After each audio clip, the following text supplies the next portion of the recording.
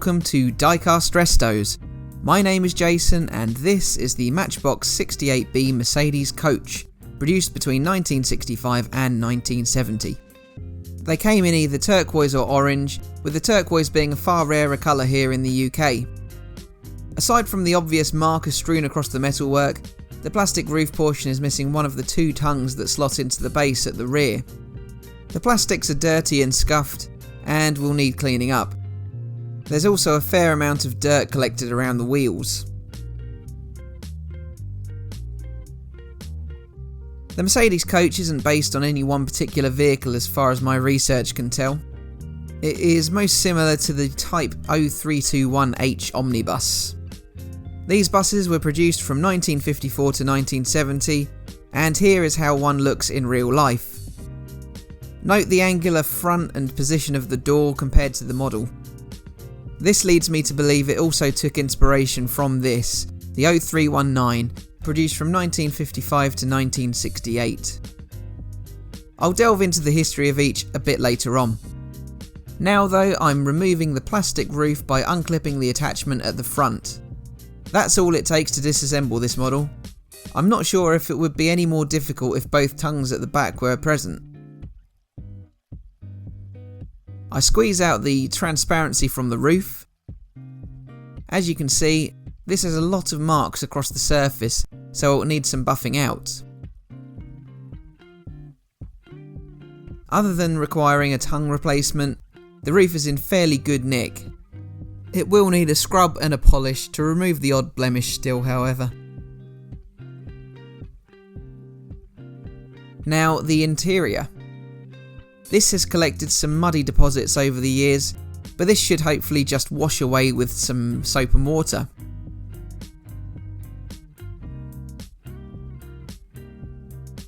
And as you see here, there are a few clumps of dirt tumbling around in the lower portion of the model.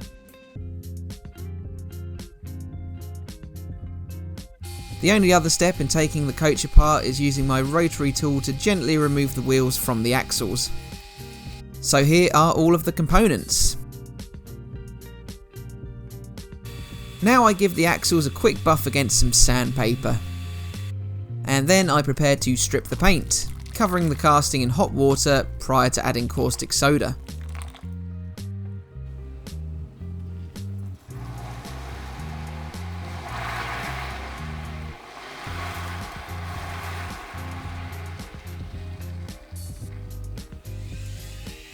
First off, I'll briefly talk about the O321H, a coach introduced in 1954. It was rear-engined and featured Mercedes' first semi-monocoque cab. It was available as a city bus with space for standing passengers, and in tour bus or coach specification. It had a 5-speed manual transmission and was powered by a 5.1 litre and later a 5.6 litre diesel engine. It was produced through until 1970. By contrast, the O319 was Mercedes' first minibus. It was based on the L319 van, introduced in 1955. The minibuses were launched in 1956, and like the O321, had a panoramic roof, which is a distinguishing feature on this model. The O319 was a front-engine cab-over design. Early power units were a mighty 43 horsepower, shared with the 180D saloon. Between 120 and 140,000 L319 vans, including O319 minibuses, had been produced by the time it was replaced by the T2 in 1968. Comparing the two models and the photos from earlier, you can see why the basis for the casting is a tad ambiguous. It shares the rear-engined layout of the O321, with the grills on the rear hinting towards that, while it has the flatter front of the O319. However, the passenger door is ahead of the front axle on the O321, where on the model it is set behind, alike the O319. It's by no means definite, but I thought it was useful to highlight the features the model shares with the real-world equivalents. I suppose it's all a matter of scaling too to fit the Matchbox series. Here I use some wet and dry paper to buff out the imperfections in the plastic roof. There were some swirling marks as well as some deep gouges in places. I'll credit mbzponton.org for this little stat. The Matchbox model is 73mm in length, and the O321H is 9.2 metres, making the scaling approximately 1 in 64. Make of that what you will, but the O321 is looking the likely candidate as the basis for the model.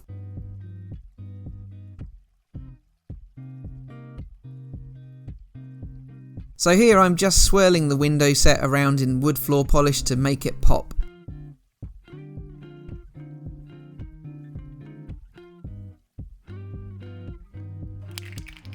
Now onto the primer.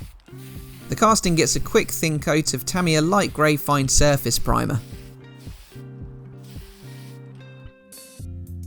Here you can see the intricate details of the casting.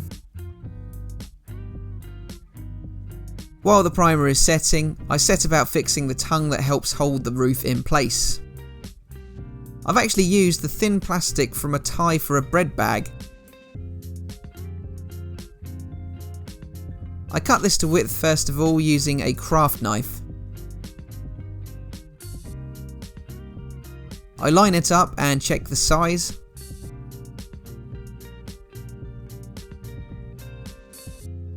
And then I measure up to cut the plastic to the correct length.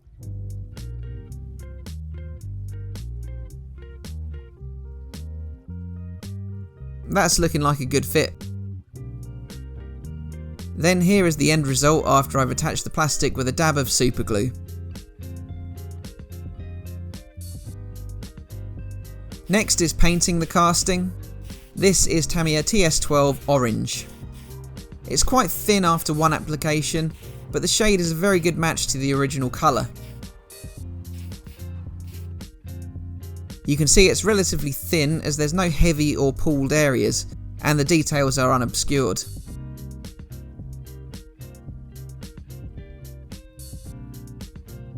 Now I'm preparing to reattach the wheels. As the wheels are covered slightly by the bodywork, I've had to put a circular panel beating bit into my vise on one end and held another in my hand. I used the edge of my palm to hold the casting steady. It was a bit of a mission, but turned out alright eventually. Here I've been using my chrome pens to highlight the grille, bumper and axle ends. So now it is ready for reassembly. The cleaned plastic interior is the first piece in the puzzle.